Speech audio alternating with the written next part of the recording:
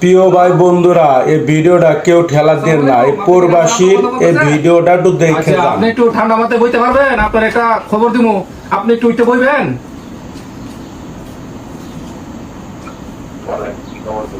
আপনি সুস্থ আছেন? খবরটা দিলে সহ্য করতে পারবেন?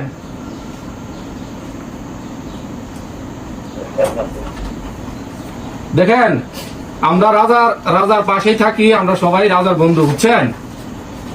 আপনি আমার কথাটা ঠান্ডা মাথায় শুনতে পারবেন?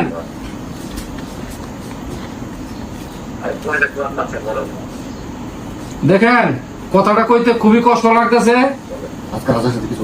আর রাজার সাথে কি আজকে আপনাদের কোনো কিছু ঝগড়াঝাটি হয়েছে, ঝামেলা হয়েছে রাজার সাথে?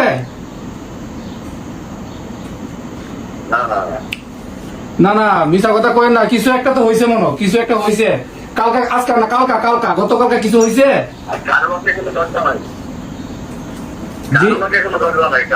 না না, দেখেন, কথাটা বলতে খুবই কষ্ট লাগতেছে। রাজা আর নাই, বুঝছেন? রাজা আর নাই।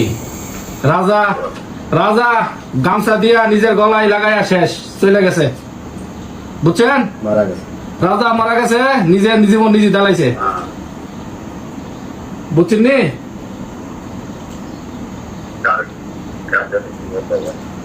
আপনি আমার কথা বুঝতে পারতেছেন? রাজা আর নাই। আপনি রাজার আব্বা কথা বলতেছেন না?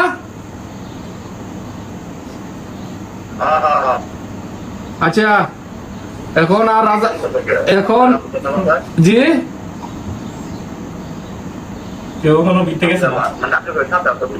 না না, আমরা সাথে আসিল না, জিয়ানো কাজ করতে হিয়ানের মিদে গলার মিদে গামছা দিয়া শেষ, বুঝছেন? আজকে কখন কটার সময়, সম্ভবত সকালে হইতে পারে, দুপুরে হইতে পারে, আমরা জানতে পারছি বিকালে, বুঝছেন?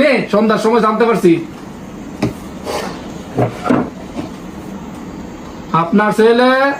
আপনার ছেলে বিদেশের মিদে মারা গেছে, এখন বুঝতে পারছেন? বাপের ফোন দিলাম, বাপের ফিলিংস নাই, আমরা রুমও কান্দাকাটি করতেছি, বুঝছেন? পারিবারিক ঝামেলা, টেহার কারণে এই সিটটার মধ্যে থেকে গেছে, বুঝছেন? আর কি কইতাম ভাই, এই সিটটার মধ্যে থাকে 15 দিন আগে সিটটার মধ্যে থেকে গেছে ফুলাটারে। বাপের কারণে আজকে নিজের জীবনটা আজকে বাপের ফোন করি, বাপের আবেগ নাই। 25,500 টাকা সহালে দিছে আজকে বিকাশ, তারপরে বাপে বিশ্বাস করে না, না আমার পুত আছে। দেখছেন আপনারা ভিডিওটা, আপনাদের কারণে এই প্রবাসী ভাই দুনিয়া ছেড়ে চলে গেল। তাই এটা বলতে চাই,